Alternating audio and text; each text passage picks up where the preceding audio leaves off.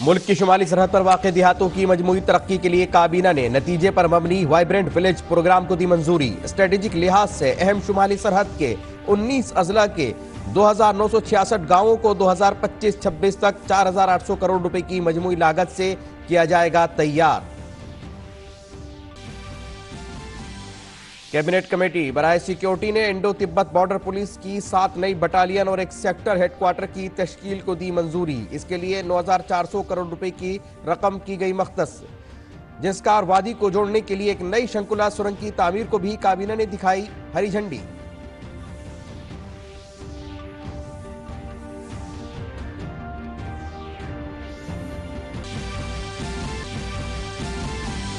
Arrow India show के तहत बेंगलुरु में दिफाई टेक्नोलॉजी के शोबे में स्टार्टअप्स के हवाले से एक बड़ी पहल।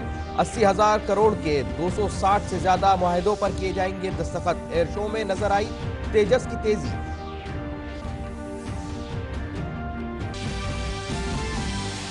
कोयम्बटूर धमाकों के सिलसिले में एनआईए ने 3 रियासतों में 40 मुकामात पर मारे छापे। 2 लोगों को लिया हिरासत में।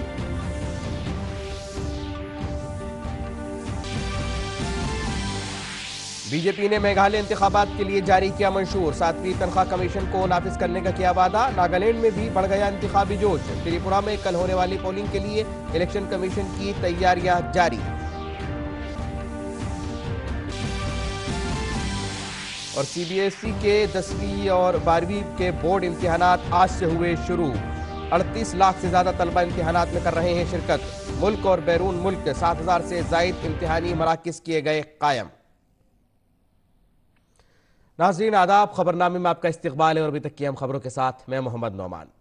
वज़ीर आज़म की ज़ेर सदारत आज काबीना का अहम इजलास हुआ। काबीना के फैसलों के बारे में जानकारी देते हुए मरकजी वजीर अनुराग सिंह ठाकुर ने कहा कि काबीना ने माली साल 2022-23 से 2025-26 के लिए 4,800 करोड़ रुपए की मरकजी स्पॉन्सर शुदा स्कीम वाइब्रेंट विलेज प्रोग्राम को मंजूरी दी है, जिसमें सड़क की तामीर के लिए 2,500 करोड़ रुपए होंगे। वाइब्रेंट विलेज प्रोग्राम के तहत सरहदी देही इलाकों में शमूलियती तरक्की को तरजीह दी जाएगी। नरेंद्र मोदी जी के नेतृत्व में लगातार गांव के विकास के लिए कोई ना कोई कदम उठाए गए। इस बार की जो आज निर्णय किया गया है वो वाइब्रेंट विलेज प्रोग्राम। तो वाइब्रेंट विलेजेस प्रोग्राम सन फाइनेंशियल ईयर 2022-23 से लेकर 25-26 तक इसको लागू किया जाएगा। इसके लिए 4,800 करोड़ रुपए का प्रावधान किया गया है, जिसमें लगभग 2,500 करोड़ रुपया सड़कों के निर्माण पर खर्च होगा। देश की उत्तरी सीमा के जो हमारे रणनीतिक महत्व के गांव का समग्र विकास इसमें हो, यह सुनिश्चित किया जाएगा। इजलास में काबीना ने मुल्क में कोऑपरेटिव मूवमेंट को मजबूत बनाने और निचली सतह तक इसकी रसाई को मजबूत बनाने को मंजूरी दी। हुकूमत अगले 5 सालों में 2 लाख मल्टीपर्पज PSCS डेयरी मछली कोऑपरेटिव सोसाइटियां कायम करेगी।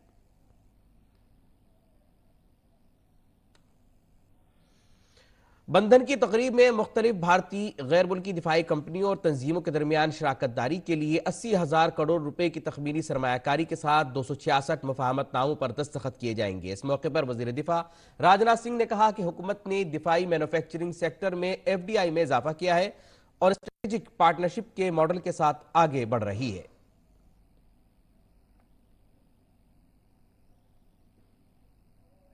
इस मौके पर वजीर दिफा ने कहा कि एरो इंडिया के इख्तिताम से भारतीय दिफाई सनत के लिए एक नया रास्ता हमवार हुआ है। इसके साथ ही हिंदुस्तानी दिफाई शोबे की खुद इन्हिसारी का एक नया दौर शुरू हुआ है। एरो इंडिया के आयोजन के लिए कर्नाटक से बेहतर शायद ही कोई और दूसरी जगह हो सकती थी। आज एरो इंडिया 2023 का समापन हो रहा है और मैं समझता हूं कि समापन के साथ ही इंडियन डिफेंस इंडस्ट्री की स्ट्रेंथनिंग की एक नई राह अभी प्रशस्त हो रही है। यह एक नई शुरुआत है और इंडियन डिफेंस सेक्टर की आत्मनिर्भरता यानी सेल्फ रिलायंस के एक नए युग का, जिसमें यह सेक्टर एक नई एनर्जी, नए कमिटमेंट और नए इंतजाम के साथ अपनी प्रगति के आधार पर मजबूती के साथ आगे बढ़ेगा। दिल्ली और मुंबई में वाक़ ब्रिटिश ब्रॉडकास्टिंग कॉरपोरेशन यानी बीबीसी के दफातर में महकमा इनकम टैक्स का सर्वे आज दूसरे दिन भी जारी है। गुज़िश्ता रोज भी महकमे ने माली बेज़ाब्तगी और मुबैना टैक्स चोरी की तहकीकात के लिए सर्वे ऑपरेशन किया। आला हुक्काम ने बताया कि कंपनी और इसके भारतीय यूनिट के कारोबार से मुताल्लिक दस्तावेजात का जायजा लिया गया। हुक्काम का कहना है कि यह छापा नहीं, सर्वे है।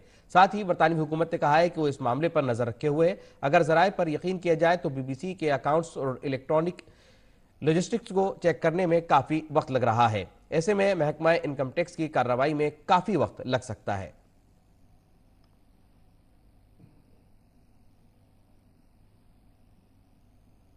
मरकजी वजीर अनुराग ठाकुर ने बीबीसी के दफ्तर में महकमा इनकम टैक्स के सर्वे पर कहा कि जहां बेजाब्तगियां पाई जाती हैं, इनकम टैक्स महकमा वक्तन फवक्तन सर्वे करता है। विभाग के द्वारा जो सर्वे किया गया बीबीसी पर, कई तरह की इसमें चर्चाएं कई तरह की चल रही हैं। आपके स्तर पे आप किस तरीके से इसको देखते हैं? देखिए, आयकर के पास जो जानकारी होती है, आयकर विभाग के पास, उसके अनुसार वो कार्रवाई करती है और मुझे लगता है उचित वही होगा। आयकर विभाग जब एक बार सर्वे पूरा होता है तो उसके बारे में जानकारी देंगे, लेकिन जहां पे भी आवश्यकता होती है, उनको लगता है, वहां पे वो कार्रवाई करते हैं। कौमी तहकीकाती एजेंसी ने 5 घंटे की तलाशी के बाद तमिलनाडु के त्रिपुर से 2 लोगों को हिरासत में लिया। कोयम्बटूर और मंगलुरु धमाकों की तहकीकात के सिलसिले में एनआईए आज सुबह से 3 रियासतों तमिलनाडु, केरल और कर्नाटक में 40 मुख्तलिफ मकामात पर छापे मार रही है। एनआईए दोनों मुश्तबा अफराद को पूछताछ के लिए त्रिपुर से बेंगलोर ले गई है। जराये ने बताया कि दोनों मुश्तबा अफराद को मंगलुरु धमाके के सिलसिले में गिरफ्तार किया गया है। ये छापे चेन्नई, कोयम्बटूर, नागापट्टनम, तिरुनेलवेली, तिरुची अजला और कई दीगर मकामात पर जारी हैं। एजेंसी ने ये छापे दहशतगर्द तंजीम दाइश से ताल्लुक रखने वाले मुश्तबा अफराद की तलाशी के सिलसिले में किया है।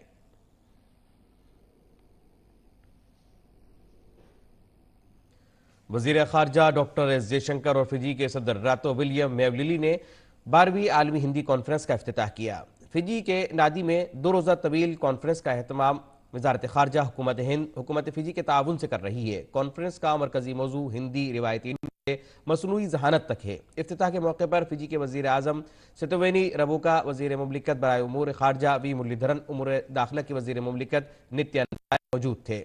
वजीर खारजा डॉक्टर एस जयशंकर ने कॉन्फ्रेंस से खिताब करते हुए कहा कि ये कॉन्फ्रेंस हिंदी जबान को आलमी सतह पर फरोग देने के मकसद से मुनक्किद की जा रही है। इन्होंने कहा कि वो फिजी और बैरुल खित्ते में हिंदी की सूरत हाल और इसके असरात पर तबादला ख्याल करेंगे।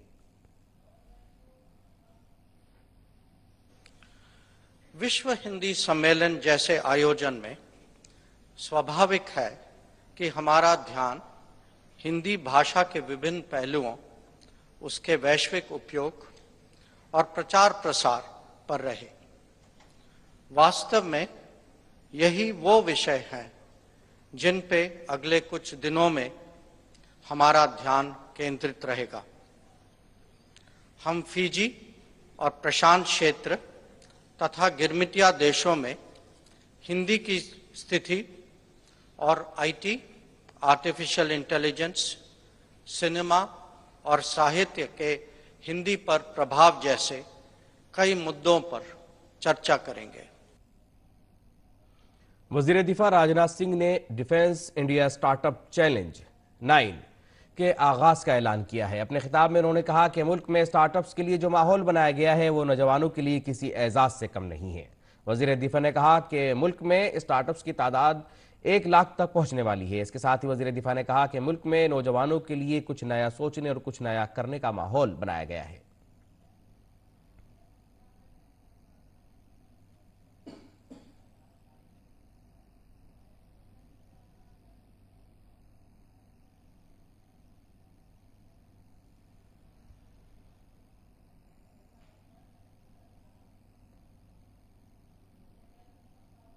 कर दिखाने के लिए सपोर्ट कर रहा है, इसका कोई छोटा मतलब नहीं है।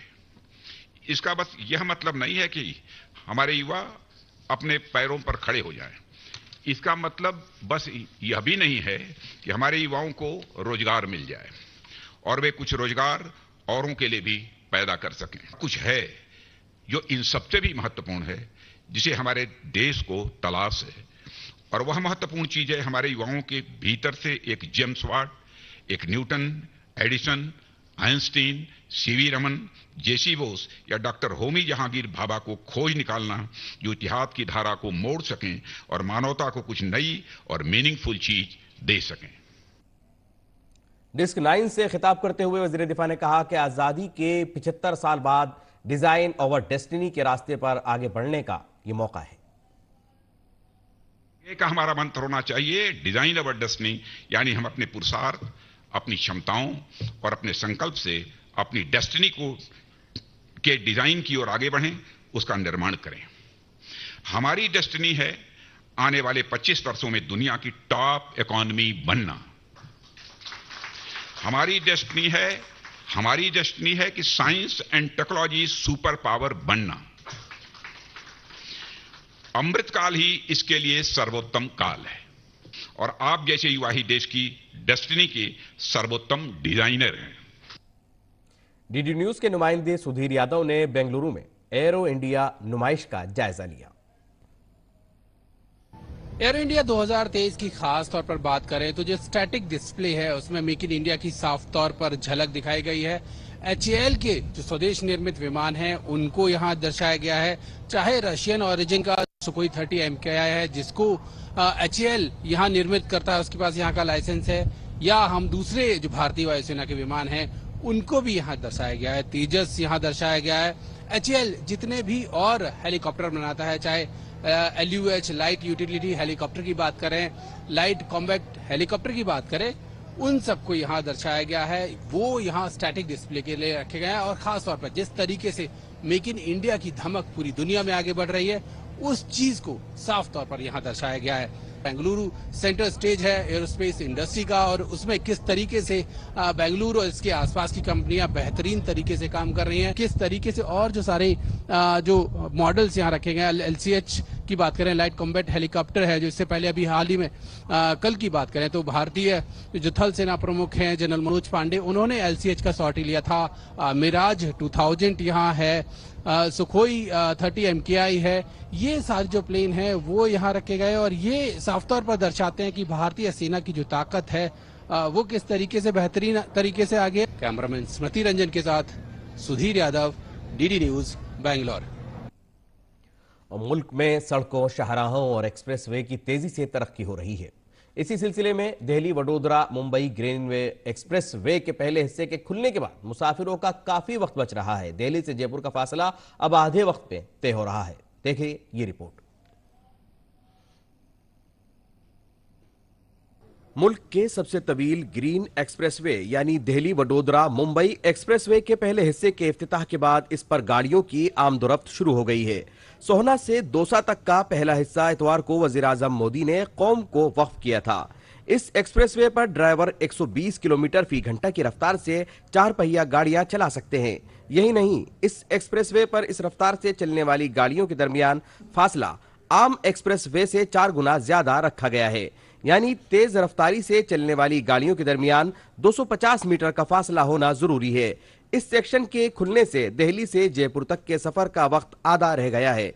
दिल्ली और हरियाणा से दौसा आने वाले मुसाफिरों को वक्त के साथ साथ ईंधन की बचत भी देखने को मिली। बहुत ही अमेजिंग और बहुत ही औसम एक्सपीरियंस रहा। बहुत ही शानदार हाईवे बना हुआ है। अप्रोक्सीमेटली 4.5 से 5 घंटे लग जाते थे जयपुर से दिल्ली जाने में। दूरी सर आप देखिए ना, 2 घंटे यहाँ आ गए, 1 घंटे मुझे जयपुर का लगेगा, तो अप्रोक्सीमेटली 3 घंटे यानी 2 घंटे बच गए हमारे। दिल्ली मुंबई एक्सप्रेस हाईवे बनने से हमारे जो फसल है, जो साग सब्जी हैं, फल फ्रूट लगाएंगे, वो सब चीजें दिल्ली पहुंचाने में आसानी रहेगी। अब साग सब्जी खराब होने का डर नहीं रहेगा क्योंकि कम समय में और सब्जी वहाँ पहुंच जाएगी। मैं घाटा से चढ़ा हूँ और बहुत अच्छा रहा, बहुत अच्छा सफर करा। बिल्कुल ये 1.25 घंटे में मैं यहाँ पहुँचा। अब तो पता लगे 1.25 घंटा तो यहाँ से लगा, मेरे हिसाब से तो ज्यादा 45 मिनट या 50 मिनट और लगेंगे जयपुर पहुँचने में।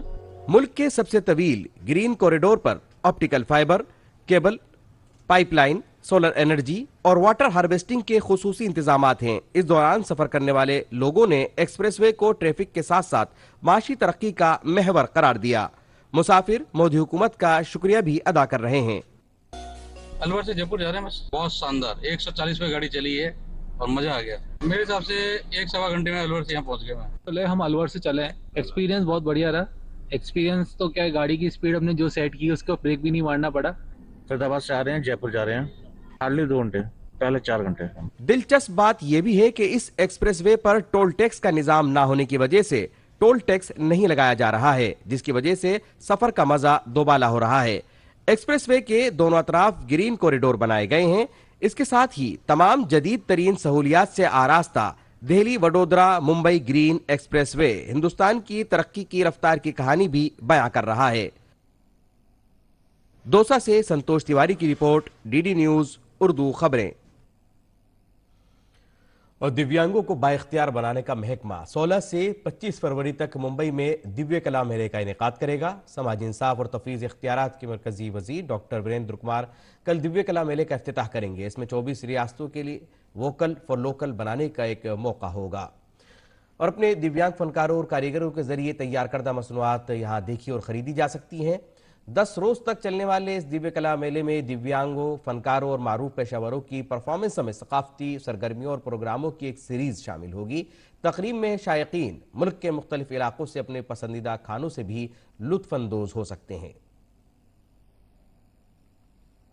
नाज़रीन, फिजी के नांदी में 12वीं आलमी हिंदी कॉन्फ्रेंस जारी है। इस सिलसिले में वृद्धा के महात्मा गांधी इंटरनेशनल यूनिवर्सिटी के vice chancellor professor Rajneesh Shukla से हमारे नामानिगार अश्वनी मिश्रा ने बात की। के नेतृत्व में पूरी दुनिया में संस्कृत और भाषा और शक्तिबोध का भी पुनर्स्थापना हो रही है। ज्ञान विज्ञान की भाषा के रूप में हिंदी का प्रयोग प्रचलन भी बढ़ा है। क्या भारत के प्रधानमंत्री ने हिंदी को लेकर के तो युगांतकारी परिवर्तन किया है। भारतीय संस्कृति का नाद तो पहले भी सारे प्रधानमंत्री करते थे, पर पराई भाषा में करते थे, इसलिए भारत की संस्कृति नहीं प्रस्तुत होती थी। वस्त्र, भाषा और विश्वास अपनी सभ्यता के प्रति, अपनी संस्कृति के प्रति भारत के प्रधानमंत्री ने पूरी दुनिया में प्रस्तुत किया है, हिंदी के माध्यम से प्रस्तुत किया है। उससे दुनिया भर में जो 2.5 करोड़ भारतवंशी हैं और जो दुनिया जीतने का मादा रखते हैं, उनका अपनी भाषा और अपनी सभ्यता के प्रति विश्वास बढ़ा है। लेकिन इस विश्वास को बढ़ाने के लिए हिंदी के अध्येताओं की जिम्मेदारी भी बढ़ी है कि उतनी ही मात्रा में ज्ञान सामग्री हिंदी से दूसरी जगहों पर जानी चाहिए और दुनिया में जो कुछ अच्छा है, श्रेष्ठ है, वो सब हिंदी में आना चाहिए। सर, अगर देखें तो वर्तमान सरकार ने मातृभाषा में, हिंदी के साथ साथ मातृभाषा में भी मेडिकल इंजीनियरिंग की पढ़ाई शुरू की है। कितना एक सबको समान रूप से सभी भाषाओं का सम्मान करते हुए राजभाषा के रूप में विकास कितना हो? देखिए, राजभाषा की अपेक्षा वास्तव में भारत भाषा के रूप में हिंदी विकसित हुई है और सबसे अच्छी बात विगत 8-9 वर्षों में यह हुई कि यह अन्य भारतीय भाषाओं का निषेध करके नहीं बढ़ रही है, उनको साथ लेकर के बढ़ रही है। सर, एक चीज जानना चाहेंगे, राष्ट्रभाषा प्रचार समिति वर्धा ने कहा कि विश्व हिंदी सम्मेलनों का आयोजन हो, विश्व हिंदी सम्मेलन ने कहा कि अंतर्राष्ट्रीय विश्वविद्यालय की स्थापना हो। आप उसके कुलपति हैं, अंतर्राष्ट्रीय स्तर पर भाषा के प्रचार प्रसार के लिए क्या कुछ किया जा रहा है? देखिए, विश्वविद्यालय का काम 2 तरह का है। एक तो पूरे दुनिया में हिंदी विदेशी भाषा के रूप में कैसे पढ़ाई जाए, उसकी अध्यापन की विधि क्या हो, इसको विकसित करने का विश्वविद्यालय निरंतर उसमें काम कर रहा है। विश्वविद्यालय हिंदी के माध्यम से कृत्रिम मेधा और भाषा अभियांत्रिकी के क्षेत्र में भी काम कर रहा है। भारतीय भाषाओं में हमने तमाम प्रकार के शब्द संशोधक बनाए हैं। और आलमी खबरों की बात करें तो स्विट्जरलैंड में पुलिस ने बुलेट प्रूफ जैकेट पहने एक शख्स को पार्लियामेंट के गेट के पास से गिरफ्तार किया है। इस शख्स के पास से धमाका खेज मवाद भी बरामद किया गया है। इस हादसे के बाद पुलिस ने पार्लियामेंट और इसके आसपास के दफातर खाली करा लिए हैं। पार्लियामेंट के पास दोपहर में 27 साल शख्स को इसके मशकूक रवैये की वजह से अफसरों ने रोक लिया। इस शख्स से मुताल्लिक एक कार पार्लियामेंट के सामने खड़ी थी, जिससे पुलिस को जाए हादसे पर बुलाया गया। धमाका खेज मवाद पाए जाने के कई घंटों तक बंद के हिस्से को बंद रखा गया। महसा अमीनी की मौत के बाद कई महीनों के मुजाहिरों से मुतासिर ईरान की हुकूमत ने 1 दर्जन कैदियों को रिहा कर दिया है। गुज़िश्ता सितंबर में 22 साला ईरानी कुर्द खातून महसा अमीनी मुबैना तौर पर लिबास के कवानीन तोड़ने के बाद हिरासत में हलाक हो गई थी, जिसके बाद कई शहरों में मुजाहिरे हुए थे। इस हंगामे के दौरान सैकड़ों लोग मारे गए। हजारों को गिरफ्तार किया गया और 4 मुजरिमों को फांसी भी दी गई। ख्याल किया जाता है कि हिरासत में लिए गए बहुत से लोग अभी तक जेल की सलाखों के पीछे हैं और जमानत पर बाहर आने वालों को मुकदमात का सामना है। 1 दर्जन कैदियों की रिहाई के इक़दाम को महीनों की हंगामा आराई के बाद माहौल को पुरसुकून करने की एक कोशिश के तौर पर देखा जा रहा है। तुर्किया में ज़िलज़िला आने के 8 रोज बाद मलबे से 9 अफराद को जिंदा निकाला गया है। वहीं तुर्किया और शाम में पिछले पीर को आए तबाहकुन ज़लज़ले के बाद से इमदादी कारकुन मुसलसल लोगों को मलबे से निकालने में मसरूफ हैं। वहीं अब तक ज़लज़ले से मरने वालों की तादाद बढ़कर 41,000 से ज़ायद हो गई है। वहीं 89,000 से ज़ायद अफराद जख्मी हुए हैं। खोजी दस्तों को मजीद लाशें मिलने की वजह से महलूकीन की तादाद में इजाफे का इम्कान है। आदि आमिन सूबे में इमदादी कारकुनान को 18 साला मोहम्मद कैफर सेटिन नामी शख्स को इमारत के मलबे से निकालने में कामयाबी मिली, जिसे अस्पताल में दाखिल कराया गया। वहीं आदि आमिन सूबे में ही 77 साला एक बुजुर्ग को 212 घंटे बाद मलबे से निकाला गया। एक खातून को भी 203 घंटों के बाद मलबे से निकाला गया है। इसी तरह शाम में भी मलबे से लोगों को ढूंढने का सिलसिला जारी है। तुर्की के सदर रजब तैयब एर्दोगान ने कहा है कि शदीद ज़लज़ले के बाद मुल्क में इमारतों की तामीर के लिए सख्त ज़ाब्तों की ज़रूरत है। अनकरा में एक तकरीब से खिताब करते हुए उन्होंने कहा कि तबाहकुन ज़लज़ले एटमी धमाके जैसे थे। साथ ही उन्होंने कहा कि जनूबी तुर्किया में हजारों इमारतें ज़मींदोज़ हो गईं। खेल की खबरों में जनूबी अफ्रीका में जारी ICC ख्वातीन T20 आलमी कप में आज भारतीय टीम अपना दूसरा मैच खेलेगी। भारतीय ख्वातीन टीम का वेस्ट इंडीज से मुकाबला होगा। यह मुकाबला सेंचुरियन में ही खेला जाएगा, जहां टीम इंडिया ने जीत के साथ अपनी मुहिम का आगाज किया था। पहले मैच में भारत ने पाकिस्तान को शिकस्त देकर अपनी मुहिम का शानदार आगाज किया था। दूसरे मैच में टीम एक तब्दीली के साथ मैदान में उतर सकती है। नायब कप्तान स्मृति 11वीं खिलाड़ी के तौर पर वापसी कर सकती हैं। पाकिस्तान के खिलाफ मुकाबले में वो जख्मी होने की वजह से नहीं खेल सकी थी। पाकिस्तान के खिलाफ भारतीय गेंदबाजों ने आखिरी 10 ओवर में 91 रन दिए थे। ऐसे में टीम गेंदबाजी में बेहतर कारकर्दगी का मुजाहरा करने की कोशिश करेगी। भारतीय टीम ने हाल ही में ट्राई में वेस्ट इंडीज को 2 मरतबा शिकस्त दी है। वेस्ट इंडीज को पहले मैच में शिकस्त का सामना करना पड़ा था। हैं और भी दुनिया में सुखनवर बहुत अच्छे, कहते हैं कि गालिब कहे अंदाज बयां। और नाजरीन, मिर्जा गालिब का आज यौम वफात है। मिर्जा नौशा असदुल्ला खान गालिब उर्दू जबान के सबसे बड़े शायरों में शुमार किए जाते हैं।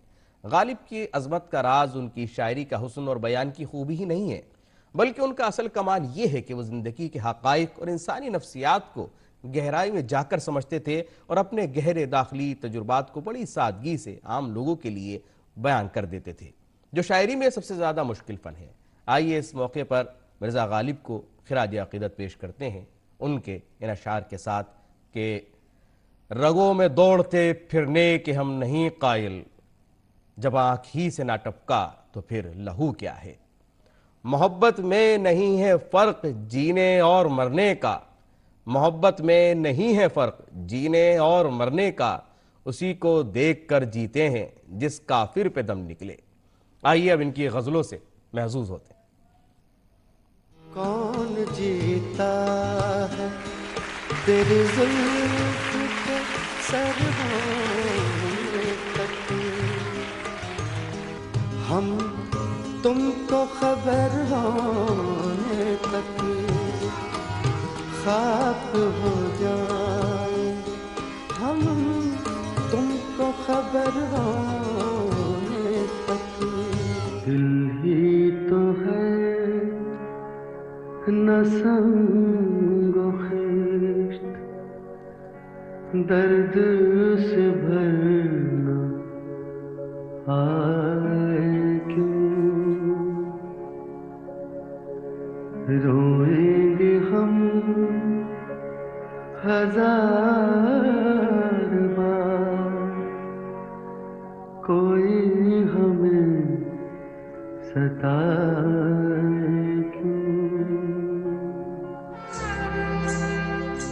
दिले नादा तुझे हुआ क्या है, दिले नादा तुझे हुआ क्या है, आखिर से दर्द की दवा ये तेरा बयान गालिब, तुझे हम वली समझते जो नवादा पार होता।